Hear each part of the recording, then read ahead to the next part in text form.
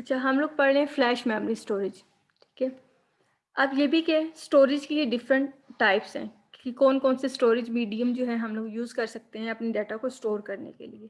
तो उसके अंदर हमने पढ़ना है flash memory storage. A memory card A memory card is a removable flash memory device that you insert and remove from a slot in a computer, mobile devices और card reader writer. ठीक है, memory card क्या होता है? हम सबको पता है मेमोरी कार्ड क्या होता है। इसको हम अपने डिवाइसेस के अंदर इंसर्ट भी कर सकते हैं, रिमूव भी कर लेते हैं। ठीक है, डिवाइसेस हो गए हमारे, मोबाइल फ़ोन्स हो गए, लैपटॉप्स हो गए, ठीक है, कार्ड रीडर्स वगैरह हो गए, उनके अंदर डाल के हम इन्हें रीड और राइट कर सकते हैं। अब ये मेमोरी कार्ड के ही डिफरेंट टाइप्स यहाँ पे बताई हुई हैं, ठीक है। इनको देख लेते हैं बारी-बारी। जस्ट नेम थे लेकिन साथ थोड़ी-सी डिटेल मैंने खुद से ऐड कर दी है। पहली है हमारे पास कॉम्पैक्ट फ्लैश मेमोरी कार्ड। ये होता है the storage capacity 32 GB to 256 GB, ठीक है। इसकी जो मेमोरी कैपेसिटी है वो काफ़ी ज़्यादा है। 32 जीबी से 256 जीबी तक जो है ये अपने अंदर डाटा स्टोर कर सकता है। If you use a camera that produce a high resolution image files, you have to consider getting a high storage capacity. फिर ये कहते हैं कि अगर आप बड़ा हाईली रेजुलेटेड इमेज बना रहे हैं या फिर वीडियोस वगैरह बना रहे हैं, तो फिर उसके अकॉर्डिंग आप इसकी कैपेसिटी देख लेते हैं कि अगर आपको इससे भी हाई कैपेसिटी का चाहिए, तो फिर आप उसकी अपनी नीड के अकॉर्डिंग जो है उनकी सिलेक्शन कर लेते हैं, ठीक है। लेकिन 32 से 256 जीबी तक ये आपको स्टोरेज प्रोवाइड करता है। नेक्स्ट है हमारे पास secure digital SD. SD is a proprietary non volatile memory card format developed by the SD association. ठीक है, एसडीए है हमारे पास, एसडी एसोसिएशन है जो कि पोर्टेबल डिवाइसेस के लिए कार्ड्स डिज़ाइन करती है, ठीक है, वो इसको बनाते हैं और ये नॉन वोलेटाइल है। नॉन वोलेटाइल का मतलब कि इसके ऊपर जो कंटेंट्स हैं फिर वो रिमूव नहीं होते, ठीक है। फिर एसडी का ही एक एडवांस वर्जन है हमारे पास, SDHC, secure digital high capacity, ठीक है। एसडी का ही एडवांस वर्जन आ गया, मतलब उससे ज़्यादा अच्छे वाला आ गया। इसके अंदर क्या है, secure digital high capacity SD high, SDHC भी इसको कह सकते हैं, refer to a type of SD flash memory card known as a SD 2.0, ठीक है। मतलब उसी का एडवांस वर्जन है, इसको आप जो है एसडी 2.0 भी कह सकते हैं। इसका मेमोरी स्टोरेज कितना होता है, 4 जीबी टू 32 जीबी, ठीक है। ये अपने अंदर 32 जीबी मैक्सिमम डाटा स्टोर कर सकता है। तो इसका मतलब है ये एडवांस वर्जन अभी 32 जीबी अगर स्टोर कर सकता है, तो जो इसका प्रीवियस वर्जन है वो तो 32 से भी कम वाला डाटा स्टोर कर सकता होगा अपने अंदर, ठीक है। अच्छा, micro SD, a type of very small,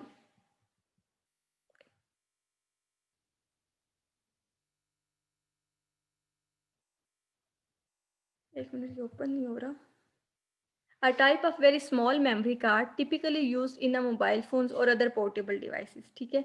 ये भी हमारे पास मेमोरी कार्ड की ही एक टाइप है जो कि हम अपने फ़ोन्स वगैरह के अंदर यूज़ कर लेते हैं या फिर पोर्टेबल डिवाइसेस अपने पीडीएस वगैरह के अंदर, अपने लैपटॉप्स वगैरह के अंदर इसको हम इंसर्ट कर सकते हैं। तो है ये सारे मेमोरी कार्ड ही, बस क्या इनकी स्टोरेज कैपेसिटी के अंदर डिफरेंस है, ठीक है। बाकी सारा इनका एक ही फंक्शन है डाटा को स्टोर करने का, ठीक है।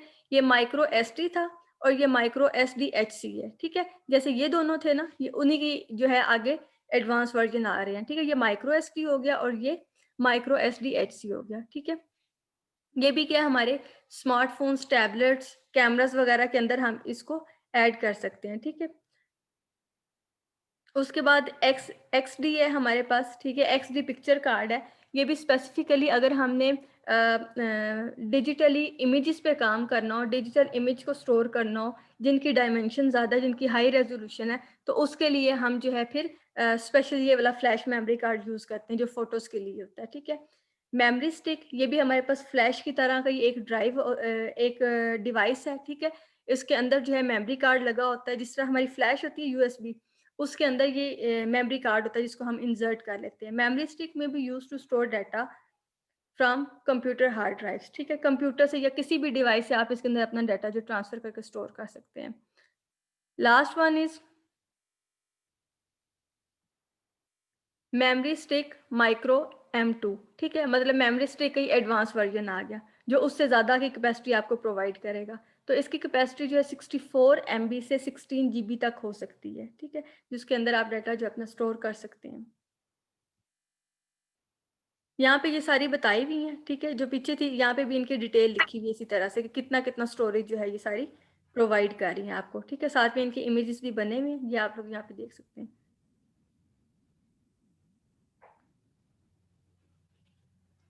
नेक्स्ट है हमारे पास USB फ्लैश ड्राइव, ठीक है, ये हम डेली लाइफ में यूज़ करते हैं। USB flash plug into a USB port on a computer और मोबाइल डिवाइसेस, ठीक है। USB हम लोग अपने कंप्यूटर्स वगैरह में लगाते हैं, अपने पोर्टेबल डिवाइसेस वगैरह के अंदर लगाते हैं डाटा को ट्रांसफ़र करने के लिए।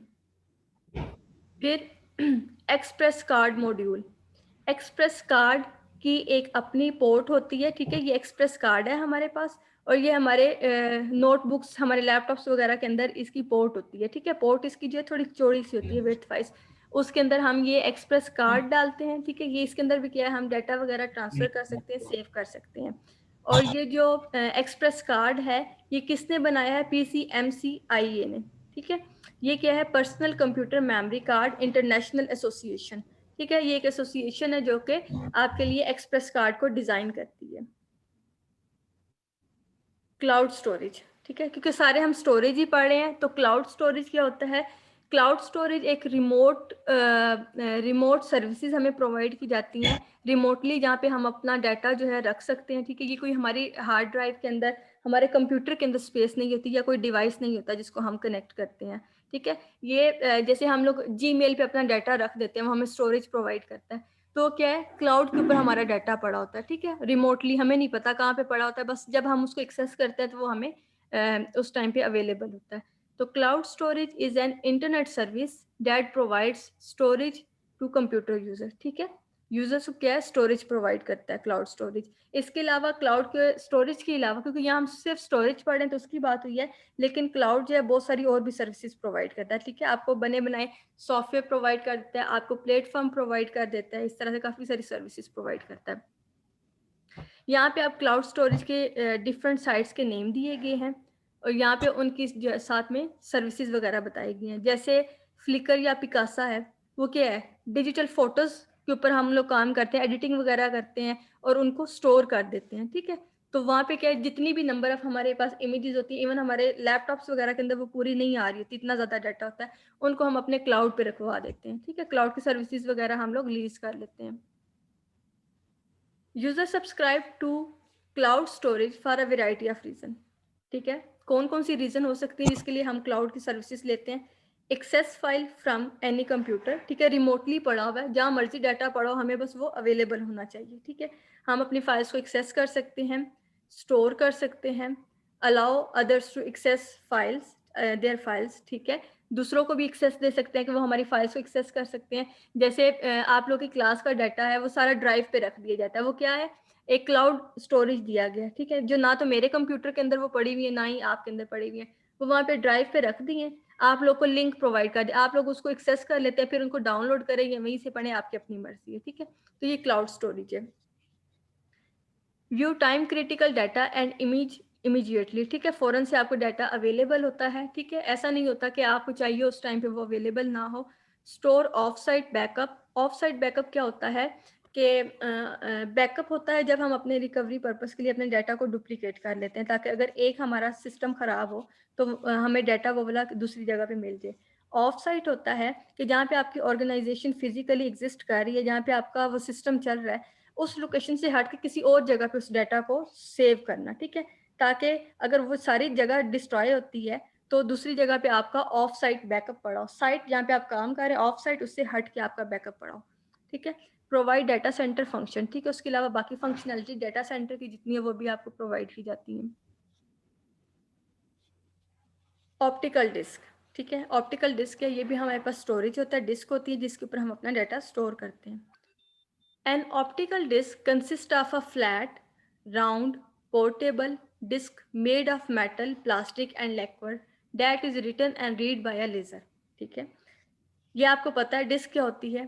अब ये जो ऑप्टिकल डिस्क है, ये हमारे पास मेटल, प्लास्टिक या लेक्वर, होता है जिसके ऊपर ये एक यहाँ पे मैंने लिखा भी हुआ है, क्लियर और पिगमेंटेड कोटिंग ठीक है। एक कोट की होती है, एक लेयर इसके ऊपर लगाई हुई होती है, ठीक है, कोट किया होता है, पिगमेंट पेंट होता है, फिर इसको इवेपोरेशन के थ्रू जो है वो ड्राई किया जाता है, जिसके थ्रू आपकी सारी इंफॉर्मेशन जो है इसके अंदर सेव रहती है, ठीक है।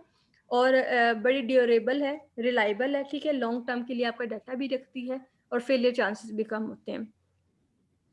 Typically store software, data, digital photos, movies, music वगैरह वगैरह, ठीक है। इसके ऊपर आप ये सारी चीज़ें जो अपनी स्टोर कर सकते हैं। रीड ओनली वर्सेस री राइटेबल, ठीक है। इसकी टाइप्स हैं कि सिर्फ रीड ओनली आपने लेनी है, जिसके ऊपर से आप रीडिंग कर सकें, जिसके ऊपर आप कोई डाटा स्टोर ना कर सकें, अपना राइट ना कर सकें। और कुछ जो है री राइटेबल होती हैं मीन्स के जिसके ऊपर आप रीडिंग भी कर सकते हैं, अपने डाटा को स्टोर भी कर सकते हैं, ठीक है। फिर स्टोर करके उसको रिमूव फॉर्मेट करके दोबारा से भी डाटा उसके ऊपर स्टोर कर सकते हैं। Optical disc commonly store item in a single track that spiral from a center of the disc to the edge. अब ऑप्टिकल डिस्क किस तरह से डाटा स्टोर करती है? डिस्क के ऊपर मैंने आपको पहले कल के लेक्चर में बताया था कि डिस्क के ऊपर डाटा हमारा स्टोर होता है, ट्रैक्स होते हैं, ट्रैक्स को डिवाइड किया जाता है सेक्टर्स के अंदर, फिर सेक्टर्स को मिला के क्लस्टर बनाए जाते हैं, ठीक है।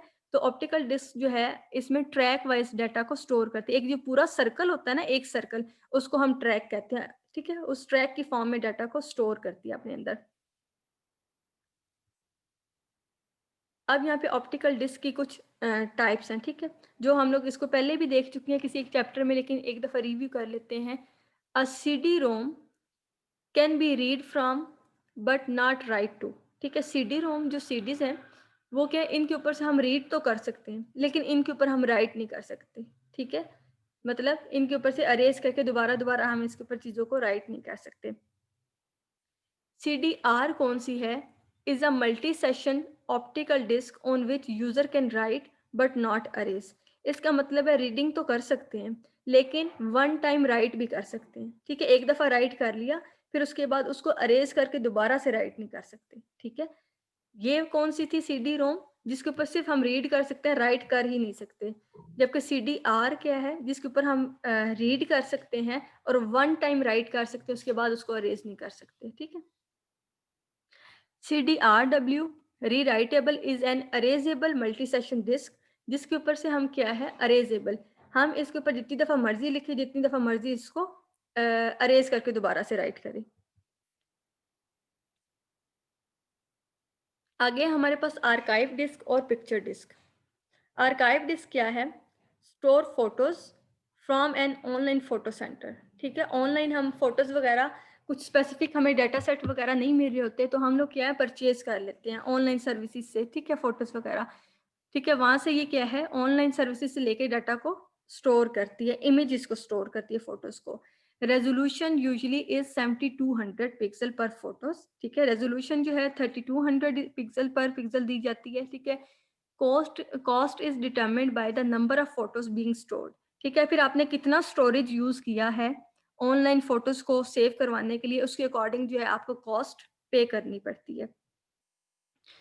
Picture CD, single session CD ROM that store digital version of film, ठीक है। ये भी क्या है, डाटा स्टोर करने के लिए स्टोरेज प्रोवाइड किया जाता है, लेकिन ये क्या है, आपके डिजिटल फिल्म्स को स्टोर करता है, ठीक है, फोटोज को नहीं।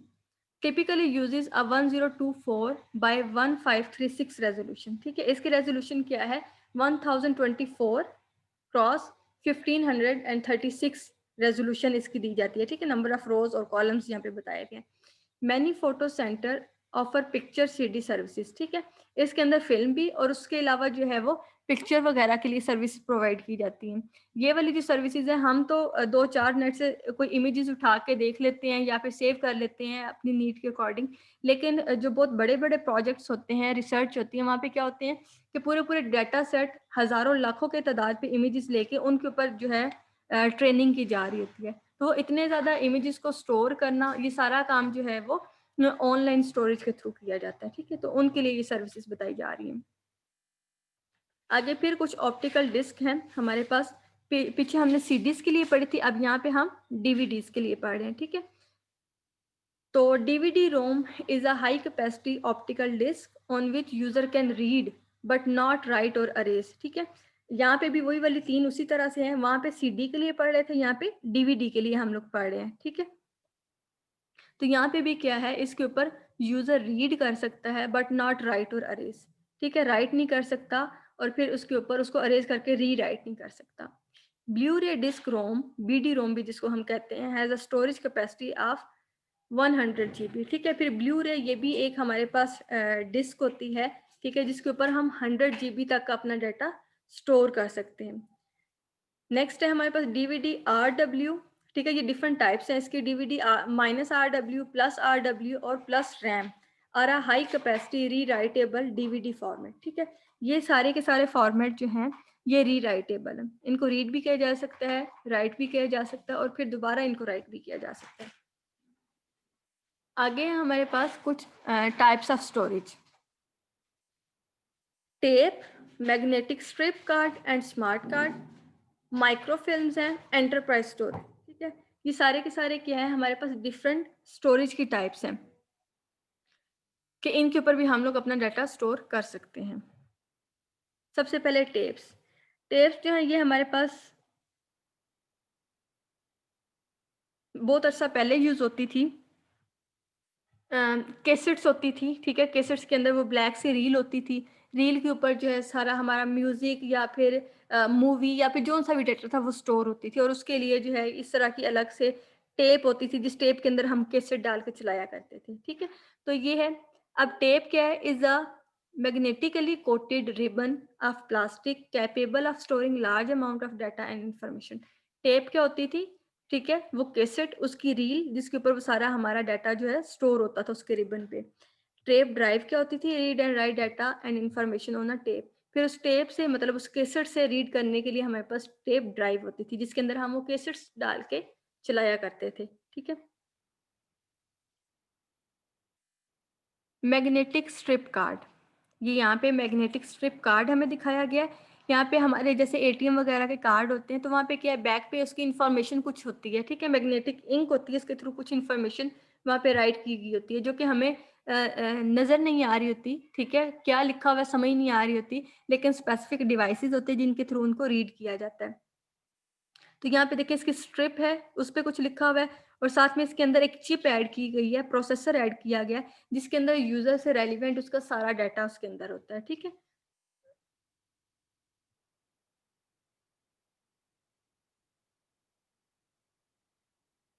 अच्छा, magnetic strip card contains a magnetic strip that store information, ठीक है। कार्ड के ऊपर क्या है, मैग्नेटिक स्ट्रिप होती है जिसके अंदर सारा डाटा जो है वो स्टोर किया गया होता है। A smart card store data on a thin micro processor embedded in the card, ठीक है। स्ट्रिप के ऊपर होती है इंफॉर्मेशन और स्मार्ट कार्ड के अंदर क्या है, हमारे पास माइक्रो प्रोसेसर, ये चिप लगी होती है जिसके अंदर सारा डाटा होता है। अच्छा, microfilm and microfiches store microscopic images of document on a roll और शीट फिल्म, ठीक है। अगर आपका कोई डॉक्यूमेंट है उसके आपने इमेजेस लिए हुए हैं, ठीक है, तो उसको स्टोर करने के लिए माइक्रोफिल्म्स यूज होती हैं, ठीक है। ये भी रील टाइप की होती है, ब्लैक सी, जैसे पहले कैमरा होती थी, कैमरा होते थे उनकी क्या थी, इमेजेस बनाते थे, रील के ऊपर इमेज हमारे वो बने हुए आ जाते थे नेगेटिव के ऊपर, ठीक है, और फिर हम उनको डेवलप करवाते थे। ये उसी तरह से है कि हम अपने डॉक्यूमेंट्स वगैरह को वहाँ पे सेव करवा सकते हैं, ठीक है। इस तरह से रोल होता है और ये देखें रील के ऊपर सारे क्या आपके डॉक्यूमेंट्स लगे हुए हैं, फिर उनको आप कंप्यूटर के थ्रू जो है उनको रीड कर सकते थे। यहाँ पे कुछ और स्टोरेज बताए गए हैं, ठीक है, साथ में उनकी जो है कैपेसिटीज बताई गई हैं। जैसे मैग्नेटिक डिस्क है आपके पास, तो उसकी गारंटी होती है कि वो 3 to 5 ईयर आपका डाटा मेंटेन रखती है, ठीक है, गारंटी होती है इस चीज़ की। लेकिन इससे ज़्यादा जो है वो जो एक्सपेक्टेंसी होती है वो 20 to 30 ईयर, मतलब वो 30 साल तक आपका डाटा रख सकती है अप्रोक्सीमेटली, ठीक है। लेकिन जो गारंटी दी जाती है कि वो 5 ईयर जो है वो लाजमी रखेगी, ठीक है, इस तरह से। तो ये सारे आपको स्टोरेज है और यहाँ पे उनकी एक्सपेक्टेंसी और गारंटी जो है लाइफ एक्सपेक्टेंसी वो बताई गई है कितनी कितनी है। अच्छा, नेक्स्ट है हमारे पास कुछ अदर टाइप के स्टोरेज हैं, वो देख लिए जाते हैं।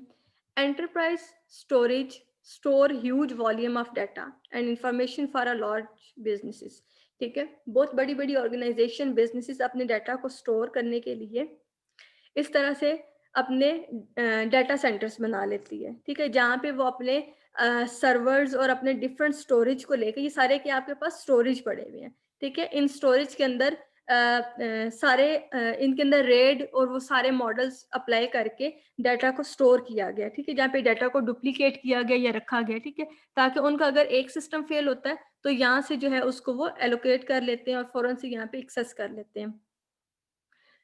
Use special hardware for a heavy use, maximum availability, maximum efficiency, ठीक है।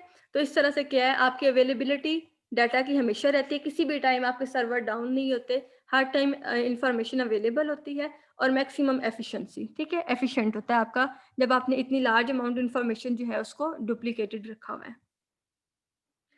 फिर यहाँ पे ये चैप्टर हो रहा है ख़त्म, ठीक है। ये पीछे जितना भी चैप्टर था उसकी समरी यहाँ पे बताई हुई है कि हर एक लेवल के यूज़र के लिए कौन-कौन सा स्टोरेज मीडियम बेस्ट है, ठीक है। जैसे यूज़र है तो उसके लिए हार्ड डिस्क कितनी इनफ रहती है, क्लाउड स्टोरेज यूज़ कर सकता है, कौन सी डिस्क यूज़ कर सकता है, ठीक है। तो इस तरह ये सबके लिए जो है साथ-साथ कैपेसिटी बताई हुई है कि किस लेवल का यूज़र है उसको। नेक्स्ट चैप्टर है हमारा chapter 8 operating system and utility programmes का।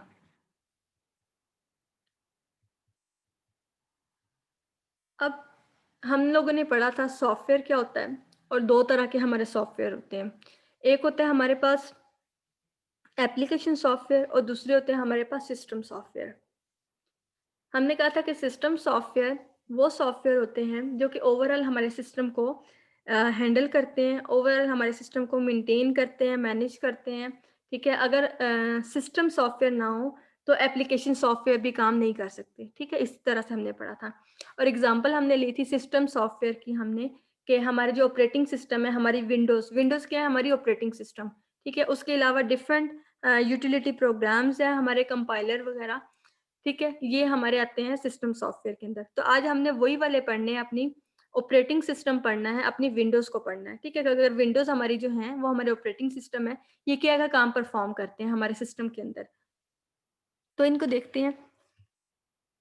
System software, system software consist of the programs that control or maintain the operation of the computer and its devices। अब सिस्टम सॉफ्टवेयर क्या है, set of programs होते हैं हमारे पास जो क्या करते हैं, हमारे कंप्यूटर हमारे डिवाइसेस को कंट्रोल करते हैं, मेंटेन करते हैं, मैनेज करते हैं, ठीक है। हर लिहाज से यही उनको हैंडल कर रहे हैं। और अगर सिस्टम सॉफ्टवेयर हमारी विंडोज़ ही ना हो, हमारा ऑपरेटिंग सिस्टम ही ना हो, तो हम उन सिस्टम को यूज़ ही नहीं कर सकते, ठीक है। अब सिस्टम सॉफ्टवेयर आ गया हमारे पास operating system and utility programs, ठीक है, इनको हम लोग देखते हैं। ऑपरेटिंग सिस्टम सब क्या है। An operating system is a set of program consisting instructions that works together to coordinate all the activities among computer hardware resources, ठीक है। ऑपरेटिंग सिस्टम का एक काम क्या है कि हमारे कंप्यूटर सिस्टम के अंदर जितनी भी एक्टिविटीज परफॉर्म हो रही हैं, जितने भी काम हो रहे हैं, जितने भी टास्क हो रहे हैं, जितनी भी उसके कंपोनेंट्स आपस में कम्युनिकेट कर रहे हैं, इनपुट ले रहे हैं, आउटपुट दे रहे हैं, जो भी हो रहे हैं, इनके दरमियान इनको कोऑर्डिनेट करवाता है, ठीक है।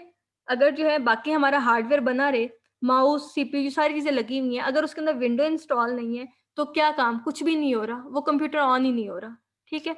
तो अगर हमारे ये ऑपरेटिंग सिस्टम नहीं होंगे तो फिर कोई भी काम ठीक तरह से नहीं हो सकता, बल्कि हो ही नहीं सकता। तो ऑपरेटिंग सिस्टम क्या काम करता है, start and shut down a computer, ठीक है। ऑपरेटिंग सिस्टम ही होता है जो हमारे कंप्यूटर को बूट करके स्टार्ट करता है और फिर इसको शट डाउन करने पे बंद भी करता है, ठीक है। प्रोवाइड अ यूजर इंटरफेस, हमारे सामने ये जो भी इंटरफेस खुला हुआ है, ये भी किस वजह से, विंडो है तो हमने यहाँ तक आके इसको ओपन किया है, ठीक है।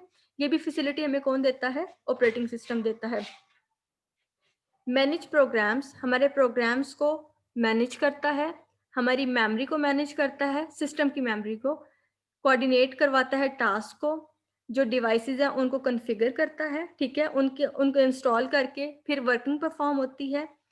एस्टैब्लिश एन इंटरनेट कनेक्शन, अगर हमने इंटरनेट कनेक्टिविटी लेनी है तो उसके लिए भी जो इंस्टॉलमेंट है वो भी सारी ऑपरेटिंग सिस्टम है तो यही करता है, ठीक है। मॉनिटर परफॉर्मेंस, हमारे सिस्टम की परफॉर्मेंस किस तरह से हो रही है, ठीक काम कर रहा है, नहीं कर रहा, स्पीड कितनी है, ये सारी ऑपरेटिंग सिस्टम इसको बैलेंस पे रखता है, ठीक है। प्रोवाइड यूटिलिटी, ठीक है, उसके अलावा डिफरेंट यूटिलिटीज एक्टिविटीज हैं, फैसिलिटीज हैं, फीचर्स हैं जो प्रोवाइड किए जाते हैं, वो भी हम लोग देखेंगे, वो भी ऑपरेटिंग सिस्टम प्रोवाइड करता है। ऑटोमेटिकली अपडेट, ठीक है, हमारे सिस्टम को जो सी अपडेशन चाहिए होती है टाइम टू टाइम, वो ऑटोमेटिकली जो है अपडेट इंस्टॉल करता रहता है, ठीक है, ताकि सही तरह से काम होता रहे।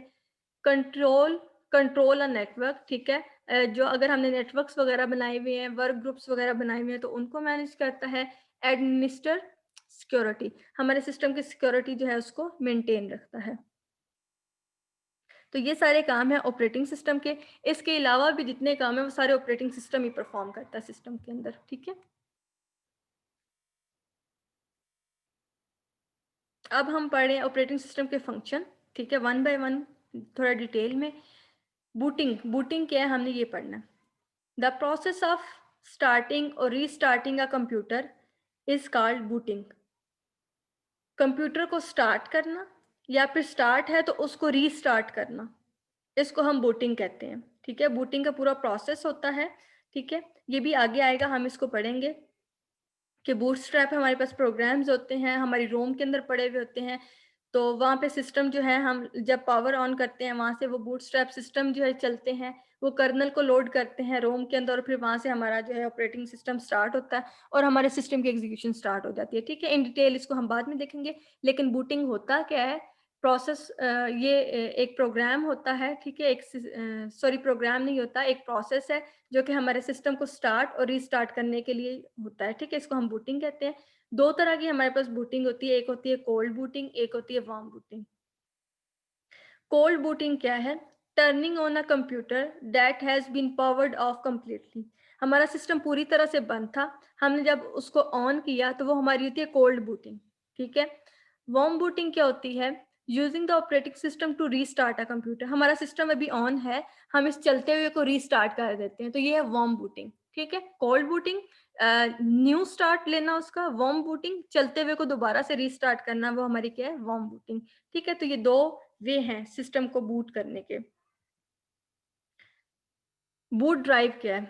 अ boot drive is the drive from which your computer starts, ठीक है। अब यहाँ पे क्या है, हम अपने सिस्टम को सम टाइम यूँ होता है कि बूट करते हैं, हम डिवाइस लगा देते हैं, डिस्क वगैरह लगा देते हैं, वहाँ से बूट करते हैं। हम लोग विंडोज़ वगैरह इंस्टॉल करते हैं तो वहाँ पे भी क्या है, हम अक्सर कभी फ्लैश से कर लेते हैं, कभी सीडीज वगैरह से कर लेते हैं, ठीक है। तो ड्राइव से भी हम लोग बूट इसको कर सकते हैं, ठीक है। You can boot from a boot disk, ठीक है। बूटिंग डिस्क होती है, डीवीडी सीडीज वगैरह, वहाँ से भी हम इनको बूट कर लेते हैं। रिकवरी डिस्क क्या है? A recovery disk contains a few system files that will start the computer, ठीक है। रिकवरी डिस्क क्या है? रिकवरी डिस्क है कि अगर आपका सिस्टम फेलियर हो जाता है या कोई इसके अंदर प्रॉब्लम आ जाती है, कोई एरर बग वगैरह आ जाते हैं, तो हम अपने सिस्टम को रिकवर कर सकें, हम अपने सिस्टम को ठीक तरह से दोबारा से चला सकें, उसके लिए होती है रिकवरी डिस्क, ठीक है। फाइल्स होती हैं जिनको जो है फिर हम यूज करके अपने सिस्टम को ठीक कर लेते हैं।